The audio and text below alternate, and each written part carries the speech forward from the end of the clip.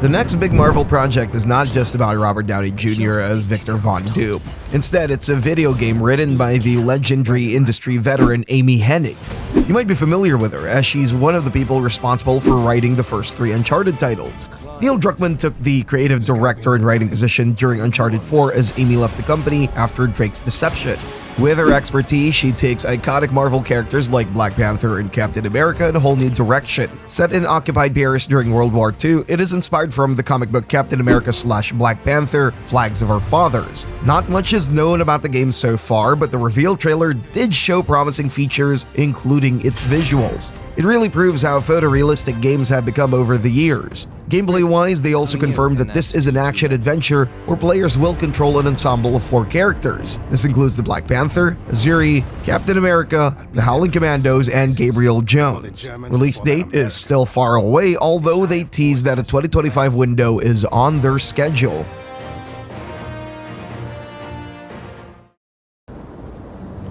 It is a great year to be a Silent Hill fan. After we took our first steps into Bloober Team's Silent Hill 2 remake, we can also hop into Keiichiro Toyama's new game this November. We're saying goodbye to the fog-covered streets and pyramid heads, but don't worry, it still has all the weird and creepy monsters you'd want. In Slitherheads, the heads are an alien infestation taking over humanity. As the protagonist, you can jump from one body to another. It's definitely a cool mechanic, especially with the blood magic for hacking, slashing, and shooting enemies.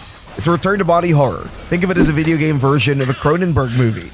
Despite the gory motifs, Slitherhead isn't actually a true horror game. In fact, it's more of an action horror, like The Third Birthday, where you latch onto other NPCs and possess their bodies. And since this is a far cry from the usual survival horrors, Slitherheads might be recycling Third Birthday's mechanic, but it oozes with style. And as far as from the usual survival horror games, it's still a breath of fresh air. I mean, who doesn't love body snatching?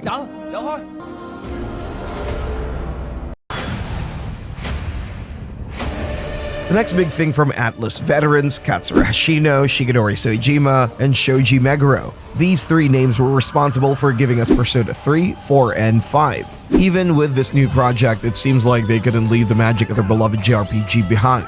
You can definitely see a sprinkle of Persona in Metaphor ReFantazio. With a new medieval fantasy setting, one that exists outside the Shin Megami Tensei universe, there are no high schoolers out there to save the world. Instead, you take on the role of a hero destined to make friends and save the kingdom from an evil curse. Together with your fairy Gallica, you can gather an army of supporters and forge relationships with others. Metaphor takes a spin on the classic Personas with the class-based archetypes. By befriending a new ally, you can acquire their class type and temporarily LARP as one of them. Metaphor takes place in a mirror fantasy world far from the reality we're living in, so expect more fairies and kings and queens and fallen empires. Honestly, Swan, I'm glad, but slightly surprised that you showed up tonight. Don't not. Creators of Life is Strange 1 and 2 return in this brand new episodic project. Lost Records' Bloom in Rage unfortunately does not have Max Caulfield or Chloe Price. That belongs to the other team at Deck Knight, which has its own Life is Strange chapter coming soon. This game, however, takes on the hipster indie aesthetic that we adored from the first 2 Life is Strange titles. And like its inspiration, Lost Records deals with a strange supernatural mystery that drives the plot forward. Right now, we can only speculate on what this new cast of characters will be facing. What we do know is that, like Life is Strange, Lost Records will delight us with its spellbinding indie soundtrack that captures the 1990s feel. The first part of the game will be released on February 18, 2025, and the second part will follow a month later on March 18. This is for fans of Little Nightmares 1 and 2. One of the best indie horror developers out there, Tarsier Studios makes its return with Reanimal. This brand new adventure is wrapped in mystery. What we know so far is that it takes place outside the Little Nightmares canon. For legal reasons, as Bandai Namco now owns Mono and 6, Reanimal brings us another set of characters. Siblings even.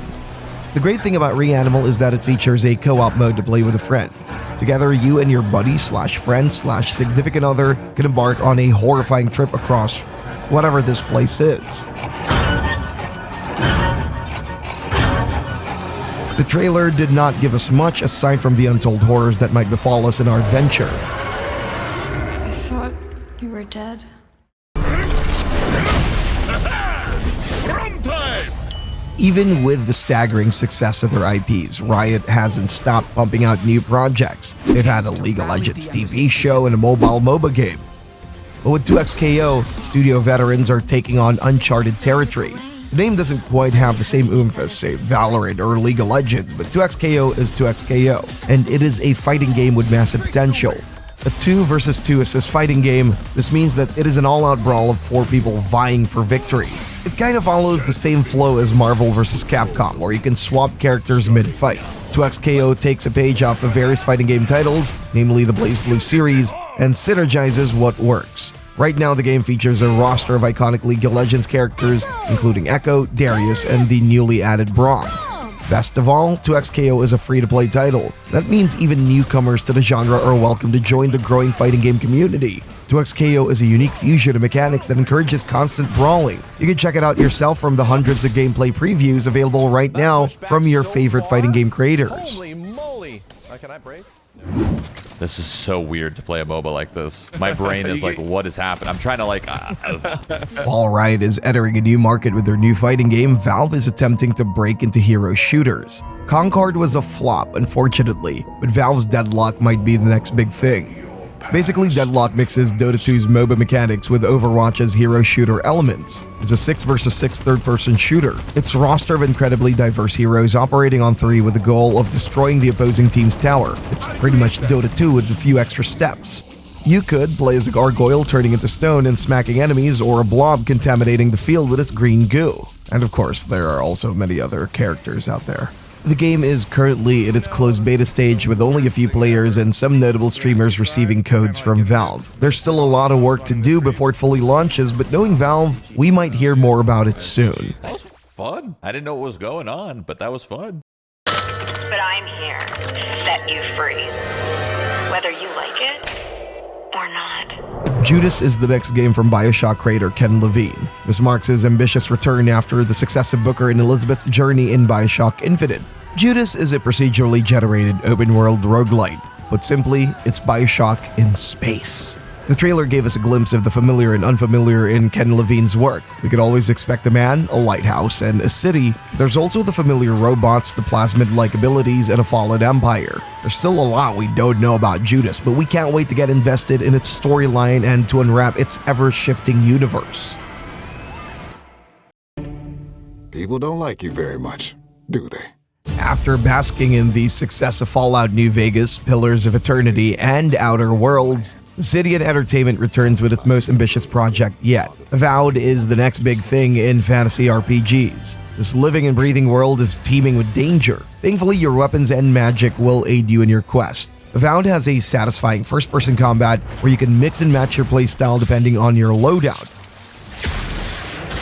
Whether it's by dual-wielding wands at the same time or bringing guns to a sword fight, this is a game that respects every player's power fantasies. Like all games from Obsidian, choices and consequences are key. Depending on how you approach its story, you will be met with tough decisions that can impact the world around you. It was recently delayed to February 19 next year, making it a great start for 2025's long list of highly anticipated games.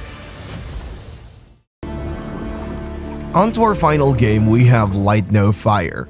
Hello Games' next project after rebuilding No Man's Sky's reputation. Sean Murray and his team are dedicated to bringing a new experience to this fascinating science fiction world. Unlike No Man's Sky, Light No Fire does not have a procedurally generated galaxy with over millions of planets. Instead, it is a deeply focused multiplayer set on one planet that's procedurally generated. It's more akin to games like Ark, where gathering resources is essential. The thing is, Ark had dinosaurs. In Light No Fire, you get dragons and aliens to ride on. Taking place on a massive fantasy planet the size of Earth, Light No Fire encourages cooperation. Band together and form a community of like-minded individuals to survive the weird and mysterious world.